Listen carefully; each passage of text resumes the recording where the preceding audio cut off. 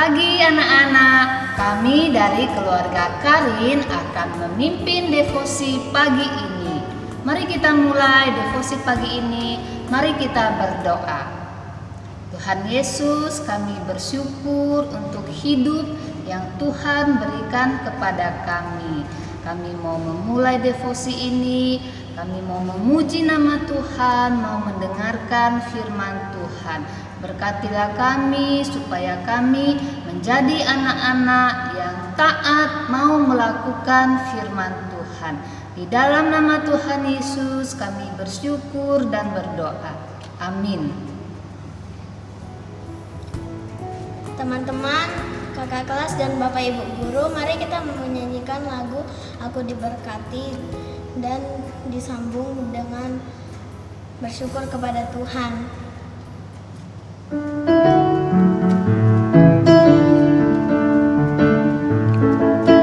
Aku diberkati, sepanjang hidupku diberkati. Bila waktu pagi hari siang berganti malam, aku diberkati. Aku diberkati, sepanjang hidupku diberkati. Bila waktu pagi hari siang berganti malam, aku diberkati. Bersyukur kepada Tuhan, bersyukur kepada Tuhan, sebab Dia baik. Bersyukur kepada Tuhan, bersyukur kepada Tuhan, bersyukur kepada Tuhan, sebab Ia baik. Bersyukur kepada Tuhan. Bagi anak-anak, renungan hari ini membahas dosa iri hati. Yuk, kita baca salah satu ayat Alkitab yang membahas dosa ini. Dari Amsal 14 ayat 30. Amsal 14 ayat 30. Kita baca sama-sama ya. 1, 2, 3. Hati yang tenang menyegarkan tubuh, tetapi iri hati membusukkan tulang. Anak-anak, tanda utama dosa iri hati itu adalah suka membandingkan diri kita dengan orang lain. Misalnya ya, ada teman yang pintar sekali matematika. Lalu kita berpikir, aku mau belajar matematika lebih serius supaya sama-sama pintar seperti dia. Seperti itu iri hati? Bukan. Kalau yang itu namanya terinspirasi, ya, termotivasi. Itu bagus. Tapi iri hati itu seperti ini. Aku tidak suka dia pintar matematika. Aku tidak suka dia dipuji guru-guru, dipuji teman-teman. Karena yang harus dipuji itu harusnya aku saja. Seperti itu iri hati. Intinya, dosa iri hati itu begini. Aku akan sedih kalau orang itu bahagia. Aku akan bahagia kalau orang itu sedih. Aku akan sedih kalau orang itu diberkati Tuhan, beruntung. Tapi aku akan bahagia kalau orang itu sial, dikutuk Tuhan. Nah, di Alkitab ada contoh-contohnya, bukan? Itu ada Raja Saul yang iri kepada Daud karena Daud lebih dipuji-puji oleh rakyat. Bahkan ada Kain yang iri kepada adiknya sendiri karena persembahan adiknya diterima oleh Tuhan. Jadi hati Raja Saul dan hati Kain itu tidak tenang. Mereka sedih melihat orang lain bahagia. Persis seperti yang dibilang Amsal 14 ayat 30 ini. Iri hati membusukkan tulang. Jadi maksudnya iri hati itu merusak, menghancurkan hidup kita dari dalam. Seperti kanker, iri hati itu menyakiti, menyiksa kita dari dalam.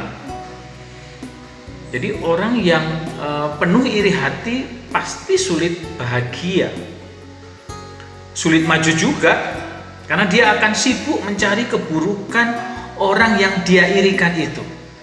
Jadi korban pertama dari dosa iri hati itu adalah diri kita sendiri. Dan jika itu kita biarkan, maka korban berikutnya adalah orang lain. Kalau kita iri, lama-lama kita bisa membenci orang itu. Kalau sudah benci, kita bisa berbuat jahat terhadap orang itu. Misalnya kita bisa menjelek-jelekkan, bisa memfitnah orang itu, dan lain-lain. Bahkan bisa lebih jahat lagi. Kita tahu Raja Saul terus berusaha membunuh Daud. Bahkan Kain berhasil membunuh Habel, adiknya sendiri. Jahat kan? Jahat. Itu sebabnya iri hati itu dosa, anak-anak. Allah membenci iri hati. Karena sama seperti dosa yang lain, dosa iri hati itu juga menghancurkan hidup kita. Nah, Allah kita sedih kalau kita, anak-anaknya ini hancur karena iri hati. Maka sebaiknya saya dan kalian hati-hati sekali terhadap dosa ini. Jangan sampai kita mengulang kesalahan Raja Saul atau kesalahan Kain. Nah, bagaimana caranya melawan dosa ini? Ayat yang kita baca tadi berkata, hati yang tenang menyegarkan tubuh. Jadi kata kuncinya adalah hati yang tenang. Untuk mengalahkan dosa iri hati ini, kita harus menenangkan hati kita. Bagaimana itu? Saya usul caranya seperti yang diingatkan lirik lagu yang kita nyanyikan tadi. Aku diberkati, juga lagu bersyukur kepada Tuhan. Lagu-lagu itu mengajarkan dua hal penting yang kalau kita lakukan, hati kita bisa tenang sehingga bisa mengalahkan dosa iri hati. Ya, yang pertama, sukalah menghitung berkatmu. Yang kedua, sukalah bersyukur kepada Tuhan. Ya, maksudnya begini, kita harus suka menghitung atau mengingat berkat-berkat kita sendiri, mengingat hal-hal baik yang kita miliki. Jadi setiap kali kita mulai merasa tidak suka, merasa sedih atau minder ketika ada orang lain yang hebat atau dipuji-puji banyak orang, maka sebaiknya kita langsung berdiam diri sebentar, menghitung atau mengingat-ingat berkat-berkat kita. Misalnya, meskipun aku tidak sepintar dia dalam matematika, aku masih punya kelebihan di dalam pelajaran yang lain, entah bahasa Inggris atau musik atau yang lain. Seperti itu, teman-teman. Supaya apa?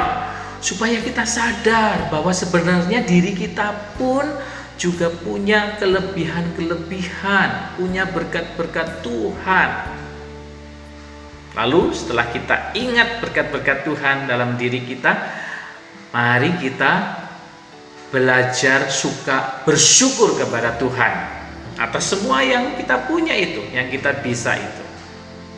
Anak-anak, kalau kita suka melakukan dua hal ini, yaitu menghitung berkat, mensyukuri berkat, itu akan membentuk hati kita menjadi hati yang penuh syukur.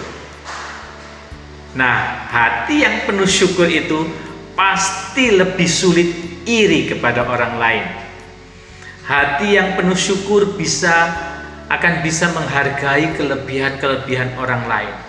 Bisa ikut bahagia kalau dia bahagia. Tidak apa-apa orang itu bahagia, orang itu diberkati Tuhan.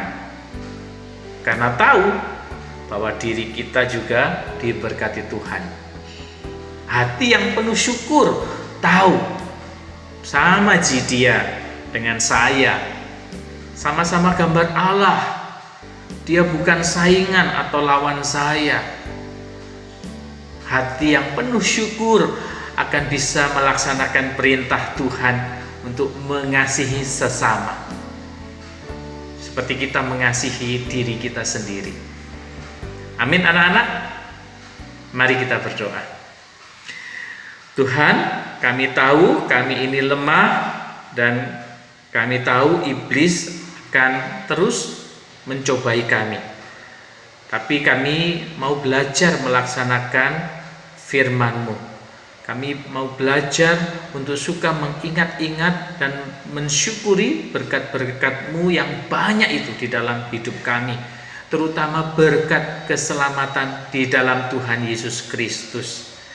Tuhan, biarlah tiap kali iblis mengetuk pintu hati kami, menggodai kami untuk berdosa, iri kepada orang lain, biarlah dia akhirnya tahu bahwa hati kami ini penuh dengan rasa syukur. Tuhan, ini doa kami. Tolonglah kami menjadi pelaku firman-Mu. Di dalam nama Tuhan Yesus kami bersyukur. Amin.